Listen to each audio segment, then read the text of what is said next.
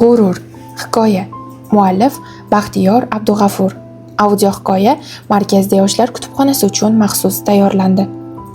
Yoshi 60lardan oshgan, gardishi va oynasi qalin ko'zoynagi sarg'ayib ketsa ham, boshidan tushmaydigan marg'ilon do'ppisi bilan qishloqqa taniqli bo'lgan Tohir domla endi yangi nom bilan odamlarning og'ziga tushdi. Uning 9 yashar nevarasi to'p o'ynatib, antiqa hunarlarni ko'rsatayotganmish. Eng qizig'i, nevarasiga Tohir domlaning o'zi o'rgatayotganmish. Umrida oyog'i to'pga tegmagan odamning bu ishi ko'plarning hayratini oshirdi.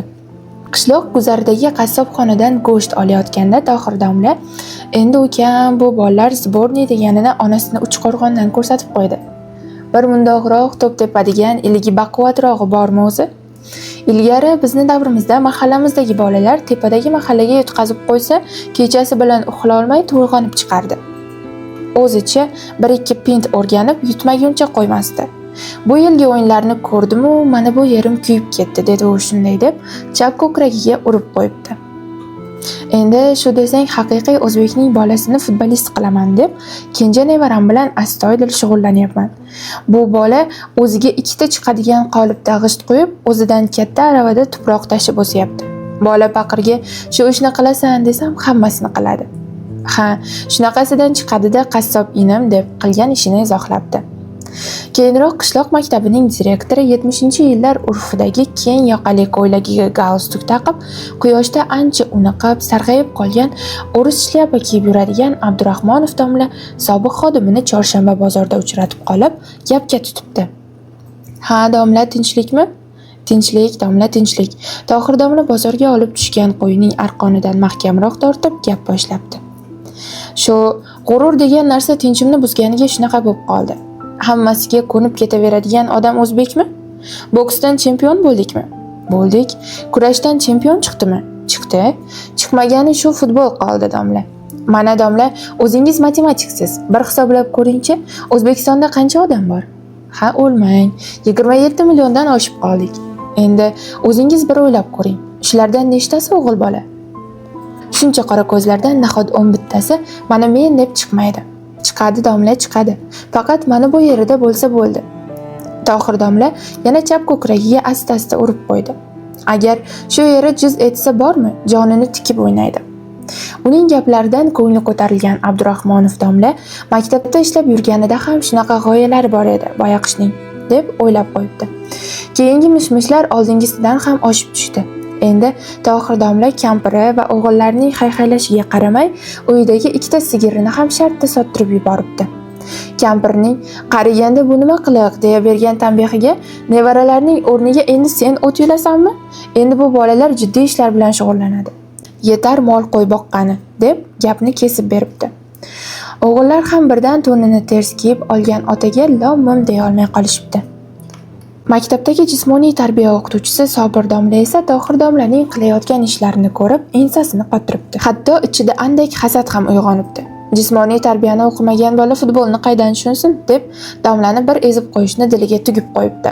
Xullas, Sobir domla o'sha dong'i doston bola o'qiydigan 3-sinfni 4-sinfga qarshi qo'yib futbol o'ynatmoqchi bo'libdi. Chorshanba kuni choshgohdan keyin qishloq ahli maydonga yig'ilibdi. Maydonning bir tomoni terakzor, ikkinchi tomoni esa ko'lmak.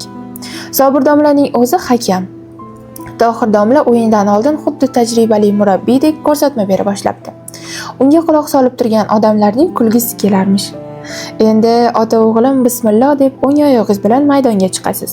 Tohir domla tushuntirarmish. "Ey Xudo, shu o'tirganlarning oldida yuzimni yorug' qilgin" deysiz. Bo'lmasa iloji yo'q. Qo'rqmasdan nimani o'rgangan bo'lsangiz, uyalmasdan o'ynayverasiz. Tuzukmi? May quyoshidan yanada qorayib ketgan, ozg'indan kelgan, sochlari taqir qilib olingan Abdulla xo'p degandek bosh irg'abdi. Sobir domla xushtagini chalib 2 jamoani maydonga tizibdi. Rang-barang kiyimdagi bolalar saflanishibdi. Shundoq qilib o'yin boshlanibdi. O'yin paytida Tohir domla deganini hech kim tanimay qolibdi. "Yo'pray, shu o'zimizning domlami" deganlar ham bo'libdi. Ehtiros va qiziqqonlikka berilishda Skolariu Mourinolarni ortda qoldirgudek emish. Go'yoki o'rtaga jahon kubogi qo'yilgandek. "Ha otam, barakalla" deya maydon chetida u yoqdan bu yoqqa borib kelarmish.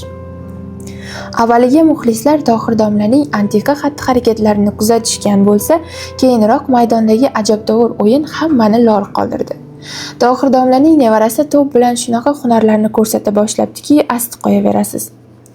Abdulla kalta-kalta qadamlar tashlab, raqiblarini birin-ketin aldab o'ta boshlabdi. U atrofini qurshagan 5-6 raqiblarga ham parvo qilmasmish. Xullas, o'yin Tohir domlaning nevarasi benefisiga aylanib ketibdi.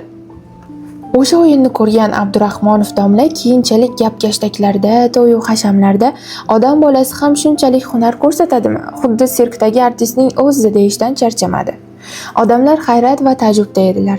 Hammadan ham Tohir domla terisiga sig'may quvonar, yosh boladek irg'ishlardi. Qo'yib bersa, maydonga yugurib kirib, o'yinga qo'shilib ketgudek edi. Qo'yingchi, o'sha kuni qishloq ahli ko'p g'aroyibotlarni kashf qilibdi. Futbol murabbiyi Tohir domla yangi yulduzchi Abdullajon.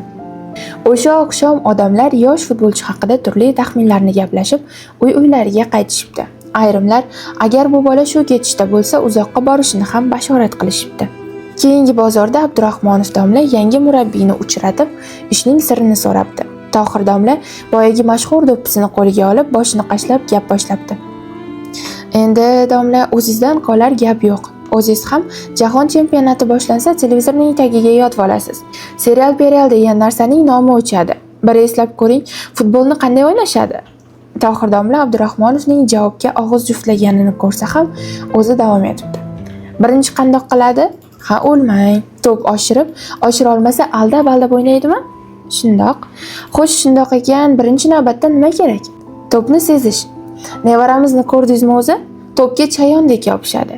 Uni aldab ketishlariga chidolmaydi. To'pdan ajralgandan ko'ra o'lib qo'ya qolishni ma'qul ko'radi. Uni mana shu g'urur, oriyat futbolist qilyapti.